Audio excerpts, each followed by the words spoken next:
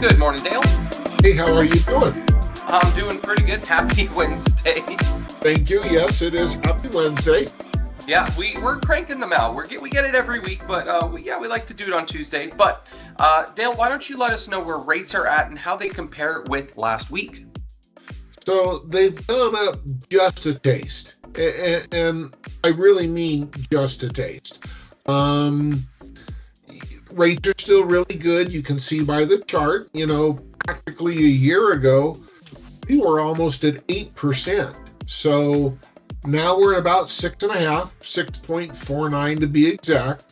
Again, that is an average of all loans, all rates, all credit scores, everything. So some are a little bit lower, some are a little bit higher. Yeah, and you might be thinking, okay, well, why did they even go up in the first place? And a lot of that had to do with big stock market crash that happened. Well, it wasn't even a crash. It recovered already back to where it was. And we can see the same thing reflected here in mortgage-backed securities. Here was our stellar rise, which got us down to 6.47. And then we had this brief little correction here. And as you can see, we've already pretty much gathered all of it back. Today, we expect to be pretty much on equal playing field with that 40-year low, well, minus COVID. But we are seeing a bettering to the interest rates. And a lot of that has to do with the Fed meeting. Dale, if you could summarize what's going to happen in September, what do you think? Well, the Fed's meeting in September, they've, rewinding just a little bit. At the end of last year, we were set for 6 rate cuts, have not had a single one yet. But the market is doing better. We're getting some good data out of it. Inflation has definitely slowed down. So I'm very hopeful we will really see a rate cut by the Feds in September, whether it's a quarter, whether it's an eighth, whether it's 3/8, unpredictable. But I think we're going to get a good push there. Yeah, and that seems to be the market sentiment. Do remember that interest rates, every single rate that you see here on this graph, on this chart, there were no Fed changes to the monetary policy. No changes were done to the overnight lending rate or interest rates. So we went all the way from 8, now we're down to 6.49. The lowest point was 6.47. So really, truly, all of this is market sentiment, and that's what we're seeing. Market sentiment is very hopeful that September is going to come with some really great news. So Dale, I'm a buyer in the market, okay? And I need to buy a house now or fairly soon.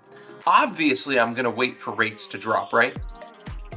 Well, yes, and if you wait for rates to drop, you'll probably pay more for your house.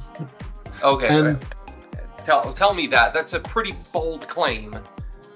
It is a bold claim, but it's the law of supply and demand. But here, more importantly, is how I envision it and how I know a lot of people envision it.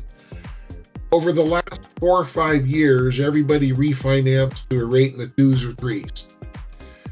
Payment is really low. I list my house for sale.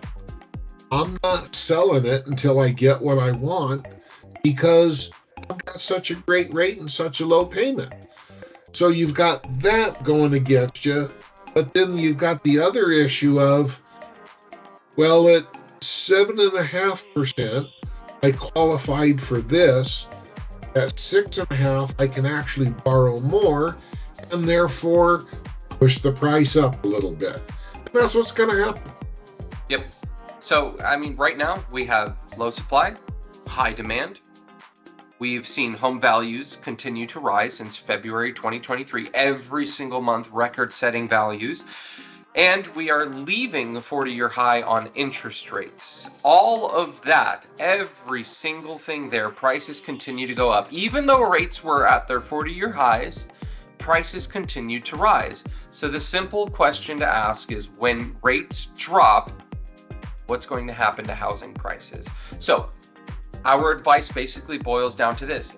Yes, take advantage of those lowering interest rates in two ways. One, get into the market and get ready now so that when you do find that house and interest rates do fall, you're one of the first people to act and you're less likely to get caught up in bidding wars. And two, if you do happen to buy now before interest rates come down to their lowest point, the good news is a refinance is always an option, but buying that dream house for cheaper might not be. So, all right. Well, Dale, that about wraps it up for today. If you guys have any questions, always feel free to reach out to us. Have a great day. All right, you too. Bye.